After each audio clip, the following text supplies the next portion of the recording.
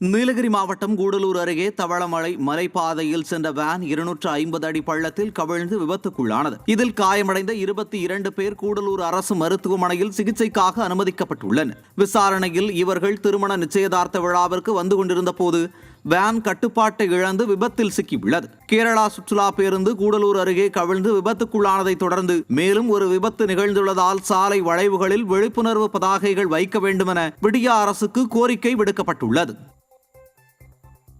திருச்செந்தூர் அருள்மிகு சுப்பிரமணிய சுவாமி திருக்கோவிலில் சுவாமி சண்முகர் சிவப்பு சாத்தி கோலத்தில் எழுந்தருளி பக்தர்களுக்கு அருள் பாலித்தார். மாசி திருவிழாவின் 7ஆம் நாளில் சுவாமி சண்முகர் வள்ளி தெய்வானை அம்பாளுக்கு 16 வகையான சிறப்பு அபிஷேகம் நடைபெற்றது. தொடர்ந்து தங்கச்சப்பரத்தில் சுவாமி வள்ளி தெய்வானையுடன் சிவப்பு சாத்தி கோலத்தில் தங்கச்சப்பரத்தில் எழுந்தருளினார். அப்போது அங்கிருந்த பக்தர்கள் அரோகரா என பக்தி கோஷங்கள் முழங்கி தரிசனம் செய்தனர். விருதுநகர் மாவட்டம் ஸ்ரீவில்லிபுத்தூரில் பழைய இரும்பு கடையில் ஏற்பட்ட தீ விபத்தால் பரபரப்பு நிலவியது. மதுரை சாலை அண்ணா நகரில் பழைய இரும்பு கடையில் பிளாஸ்டிக் பொருட்கள் மற்றும் வயர்கள் தீப்பற்றி எரிந்தது. இதனால் அப்பகுதி முழுவதும் கரும்புகை சூழ்ந்து மதுரை கொல்லம் சாலையில் சென்ற வாகன ஓட்டிகளை அவதிக்குள்ளாக்கியது. கடலூர் மாவட்டம் விருத்தாச்சலத்தில் பரபரப்பான சாலை மது குடிக்கும் கூடாரமாக மாறி வருவது பொதுமக்களை அச்சத்தில் ஆழ்த்தியுள்ளது. ஸ்டேட் பேங்க் அருகில் உள்ள அரசு மதுபான கடையின் முன்பு இரவு நேரங்களில் மதுப்பிரியர்கள் நடுரோட்டிலேயே நின்று மது குடிப்பதால் அந்த இடத்தை கடந்து செல்லும் அப்பாவி மக்களும் பெண்களும் பெரும் அச்சத்தில் ஆழ்ந்துள்ளனர். இதுகுறித்து பலமுறை புகார் அளித்தும் ஏவல் துறை நடவடிக்கை எடுக்காத நிலையில் இதுதான் ஸ்டாலின் அரசின் சாதனையா என பொதுமக்கள் விமர்சிக்கின்றனர். மயிலாடுதுறை மாவட்டம் திருவாலங்காடு பஞ்சாட்சர கணபதி ஆலய மண்டலாபிஷேகத்தை ஒட்டி 108 சங்காபிஷேகம் மற்றும் 12 அடி உயர முருகனுக்கு சிறப்பு பாலாபிஷேகம் நடைபெற்றது.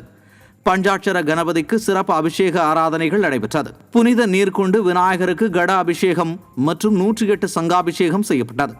இதில் ஏராளமான பக்தர்கள் பங்கேற்று சுவாமி தரிசனம் செய்தனர்.